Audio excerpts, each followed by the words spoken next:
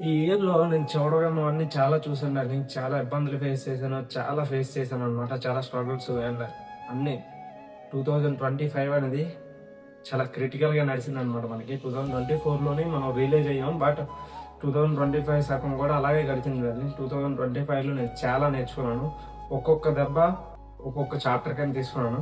Still realise అయింది ఏంటంటే మనం ఎవరైతే మనకి రెస్పెక్ట్ ఇస్తారో ఆళ్ళకే రెస్పెక్ట్ ఇవ్వాలి. ఎవరైతే మనకు కాల్ చేస్తారో ఆళ్ళకే కాల్ చేయాలి. అవతల వాళ్ళు మనతో ఎలా ఉంటారో అలానే ఉండాలి గానీ అంతకు మించి మనం ఎక్కువ పోకూడదు. ఎవరిని ఎలా ట్రీట్ చేయాలో తెలుసుకోవాలి.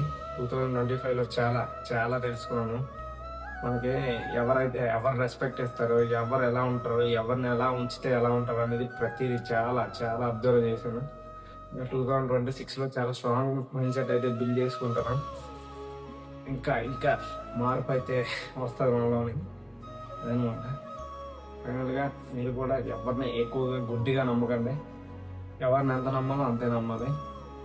ఓకేనా డార్లింగ్స్? కొంచెం జాగ్రత్తగా ఉండండి.